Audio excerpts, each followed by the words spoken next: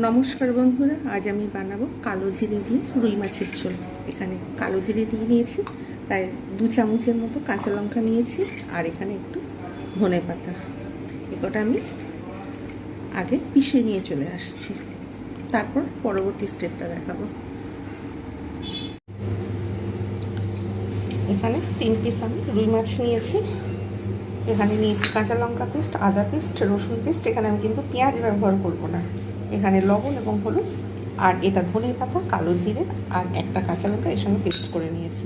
তেতো কিন্তু হয় না, হালকা তিতকুটে ভাব থাকে, ওতে কোনো অসুবিধা নেই। তাহলে এবার রেসিপিটা শুরু করব সাদা তেলে। খুব অল্প মশলা এবং খুব সুস্বাদু একটা রেসিপি। আপনারা অবশ্যই বাড়িতে ট্রাই করবেন, স্কিপ করে ভিডিওটা দেখবেন না। প্রত্যেকের কাছে আমার প্রথমে এইটাই অনুরোধ রইল। কড়াতে দিয়ে দিয়েছি সাদা তেল, এতে একটু লবণ দিয়ে দিয়েছি, নাহলে তলাতে মাছটা বসে যায়, তার জন্য। তেল গরম হয়ে গেছে, এবার আমি একটা একটা করে মাছ ছেড়ে দেবো।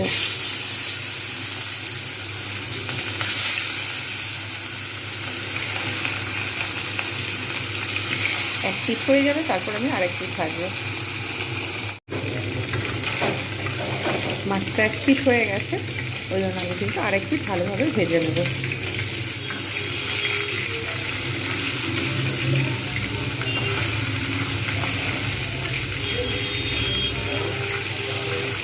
পিসটা হোক, এইদিকে আমি মশলা তৈরি করব।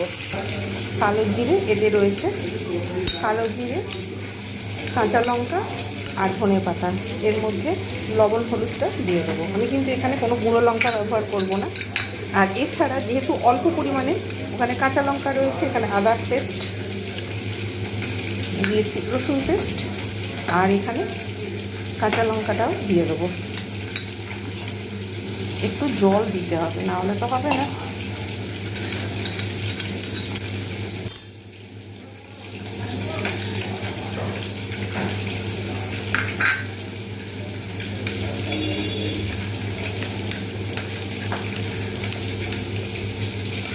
অনেকটা বেশি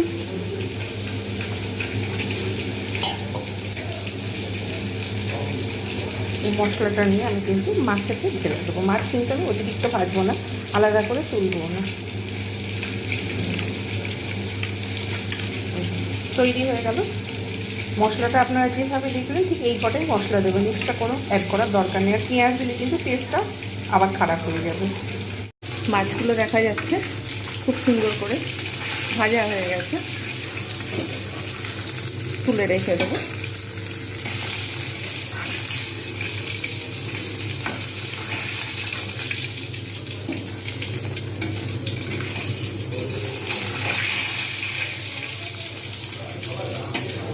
ব্যাস, এইগুলো যা যা রয়েছে আমি এবারে সব তুলে রেখে দেবো। যে মশলাটা তৈরি করেছিলাম, এবার আমি এর মধ্যে এটা আমি পুরোটাই ঢেলে দেবো। অনেক কিন্তু সুস্বাদু এটা একটা রেসিপি। আপনারা অবশ্যই বাড়িতে এইভাবে ট্রাই করুন। ভালো করে কষে নেব, এতে কোনো কিছু দেওয়ার দরকার নেই, শুধু এই কিছু দিলেই হবে। এটা কিন্তু ভালো করে কষতে হবে, আঁচ কমিয়ে, পুড়ে যেন না যায় সেটা লক্ষ্য রাখতে হবে।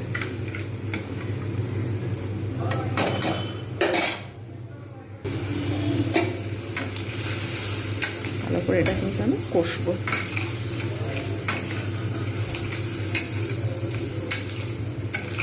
আপনারা অবশ্যই বাড়িতে এইভাবে একবার ট্রাই করবেন, এবং একবার যদি ট্রাই করে খেয়ে দেখেন, তারপরে খেতে বারে বারে আপনার খেতে ইচ্ছা হবে।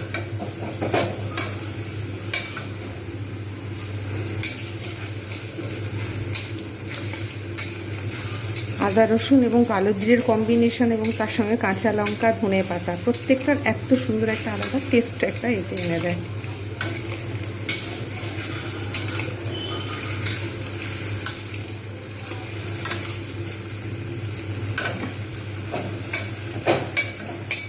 থেকে এইরকমভাবে অবশ্যই ট্রাই করবে। ভালো করে কষা হয়ে গেলে এর ভাত থেকে একটু তেল ছাড়তে অলরেডি শুরু করে দিয়েছে।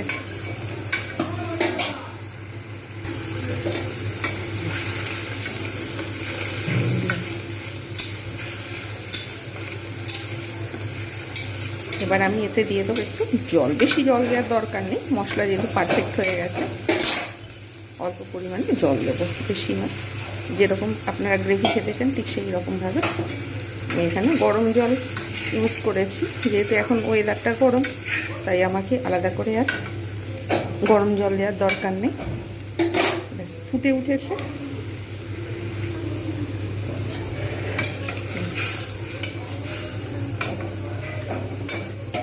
এবার আমি এর মধ্যে দিয়ে দেবো মাছগুলো।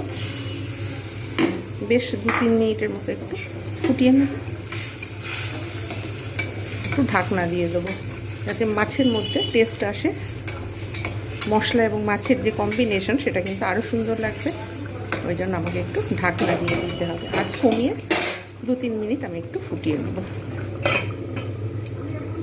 2 মিনিট পর ফিরে এলাম। এরকম একটা থিকনেস, একটা গ্রেভি তৈরি হয়ে গেছে। ব্যাস এবার আমি নামিয়ে সার্ভ করে দেখাচ্ছি। আর কিছু বলবো, এটা একটা অনেক সুন্দর রেসিপি। আপনারা অবশ্যই বাড়িতে এইভাবে ট্রাই করবেন, অনুরোধ রইল।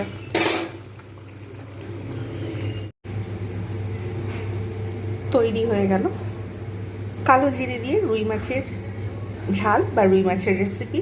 রেসিপিটা কেমন হয়েছে অবশ্যই জানাতে ভুলবেন না। ভালো লাগলে অবশ্যই লাইক, কমেন্ট, শেয়ার এবং সাবস্ক্রাইব করতে ভুলবেন না। যারা যারা টুইটার, ইনস্টাগ্রাম এবং ফেসবুক থেকে দেখছেন তাদের অসংখ্য ধন্যবাদ।